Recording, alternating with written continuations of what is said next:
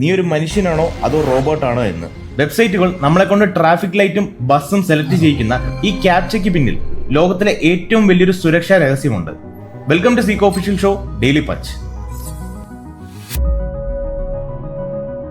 Captcha എന്നാൽ completely automated public Turing test to tell computers and humans apart എന്നാണ് full form.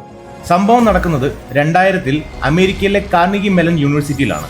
Luis von Ahn എന്ന 22-കാരനായ ഒരു മിടുക്കൻ വിദ്യാർത്ഥിയും അവന്റെ പ്രൊഫസേഴ്സായ Manuel Blum, Nicholas Hopper, John Langford എന്നിവർ ചേർന്നാണ് ഇത് വികസിപ്പിച്ചെടുത്തത്. അക്കാലത്ത് യാഹു പോലുള്ള കമ്പനികൾ വലിയൊരു പ്രതിസന്ധി നേരിട്ടിരുന്നു. ഹാക്കർമാർ വിചിത്രമായ കമ്പ്യൂട്ടർ പ്രോഗ്രാമുകൾ അഥവാ ബോട്ട്സ് ഉണ്ടാക്കി മിനിറ്റുകൾക്കുള്ളിൽ ലക്ഷക്കണക്കിന് വ്യാജ ഇമെയിൽ ഐഡികൾ ഉണ്ടാക്കാൻ തുടങ്ങി. ഇത് തടയാൻ കമ്പ്യൂട്ടറുകൾക്ക് വായിക്കാൻ കഴിയാത്ത എന്നാൽ മനുഷ്യർക്ക് മാത്രം തിരിച്ചറിയാൻ കഴിയുന്ന വളഞ്ഞ അക്ഷരങ്ങൾ ഇവർ സ്ക്രീനിൽ കൊണ്ടുവന്നു. അതായിരുന്നു ആദ്യത്തെ ക്യാപ്ച. എന്തിനാണ് കമ്പനികൾ ഇത് ഇത്രയധികം ഉപയോഗിക്കുന്നത്? ഇതിന്റെ ഗുണങ്ങൾ ചെറുതല്ല. വ്യാജ അക്കൗണ്ടുകൾ തടയുന്നു. നേരത്തെ പറഞ്ഞതുപോലെ ബോട്ട് പ്രോഗ്രാമുകൾ വന്ന് വെബ്സൈറ്റുകളിൽ ലക്ഷക്കണക്കിന് വ്യാജ അക്കൗണ്ടുകൾ ഉണ്ടാക്കുന്നത് ഇത് പൂർണ്ണമായും തടയും. ട്രെയിൻ ടിക്കറ്റുകളോ വലിയ മ്യൂസിക് കൺസേർട്ട് ടിക്കറ്റുകളോ വരുമ്പോൾ ഹാക്കർമാർ ബോട്ടുകൾ ഉപയോഗിച്ച് സെക്കൻഡുകൾക്കുള്ളിൽ എല്ലാ ടിക്കറ്റും ബുക്ക് ചെയ്ത് തീർക്കാറുണ്ട്. ക്യാപ്ച ഉള്ളതുകൊണ്ട് ബോട്ടുകൾക്ക് അവിടെ പണി കിട്ടും. സാധാരണക്കാർക്ക് ടിക്കറ്റ് ഉറപ്പാക്കാം. നമ്മുടെ നാട്ടിൽ IRCTC വഴി തത്കാൽ ടിക്കറ്റ് ബുക്ക് ചെയ്യുമ്പോൾ ഈ ക്യാപ്ച തരുന്ന ബുദ്ധിമുട്ട് ഓർമ്മയില്ലേ? അത് ബോട്ടുകളെ തടയാൻ വേണ്ടിയാണ്.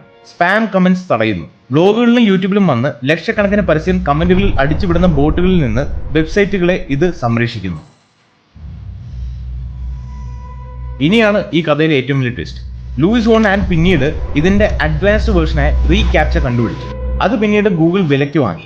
നിങ്ങൾ പണ്ട് ക്യാപ്ച ടൈപ്പ് ചെയ്യുമ്പോൾ പഴയ പുസ്തകങ്ങളിലെ 2 വാക്കുകൾ വരുന്നത് ഓർമ്മയുണ്ടോ? അതിലൊന്ന് ഗൂഗിളിന്റെ കമ്പ്യൂട്ടറുകൾക്ക് റീഡ് ചെയ്യാൻ കഴിയാത്ത പഴയ പുസ്തകങ്ങളിലെ വാക്കുകളായിരുന്നു. നമ്മളത് ടൈപ്പ് ചെയ്ത് കൊടുക്കുമ്പോൾ നമ്മൾ അറിയാതെ ഗൂഗിളിന്റെ ലൈബ്രറിയിലെ ലക്ഷക്കണക്കിന് പുസ്തകങ്ങൾ ഡിജിറ്റൽ രൂപത്തിലാക്കാൻ ഗൂഗിളിനെ സഹായിക്കുകയായിരുന്നു. ഇപ്പോൾ നമ്മൾ ചെയ്യുന്ന ചിത്രങ്ങൾ സെലക്ട് ചെയ്യുന്ന ടാസ്ക്, ഉദാഹരണത്തിന് കാർ ട്രാഫിക് സിഗ്നൽ, ഗൂഗിളിന്റെ ആർട്ടിഫിഷ്യൽ ഇന്റലിജൻസിനും സെൽഫ് ഡ്രൈവിംഗ് കാറുകൾക്കും വഴിയിലെ തടസ്സങ്ങൾ തിരിച്ചറിയാനുള്ള ട്രെയിനിങ് ഡേറ്റ ആയിട്ടാണ് ഗൂഗിൾ ഉപയോഗിക്കുന്നത്.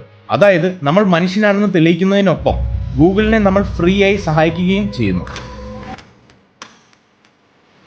ചുരുക്കത്തിൽ നമ്മളെ വെറുപ്പിക്കുന്ന ഒരു ചെറിയ ബോക്സ് യഥാർത്ഥത്തിൽ ഇന്റർനെറ്റിന്റെ സുരക്ഷ കാക്കുന്ന വലിയൊരു കോട്ടയാണ്. ഇന്ന് ആർട്ടിഫിഷ്യൽ ഇന്റലിജൻസ് പുരോഗമിച്ചതോടെ ക്യാപ്ചയുടെ രൂപവും മാറിക്കൊണ്ടിരിക്കുകയാണ്. അപ്പോൾ ചോദ്യം ഇതാണ്: ഫോം ഫില്ലപ്പ് ചെയ്യുമ്പോൾ ഈ ക്യാപ്ച വന്ന് നിങ്ങളെ എപ്പോഴെങ്കിലും ദേഷ്യം പിടിപ്പിച്ചിട്ടുണ്ടോ? നിങ്ങളുടെ അഭിപ്രായം താഴെ ഒറ്റ വാക്കിൽ കമന്റ് ചെയ്യും. അപ്പോൾ നെക്സ്റ്റ് വീഡിയോയിൽ കാണാം മറ്റൊരു ഡെയിലി പഞ്ചുമായി.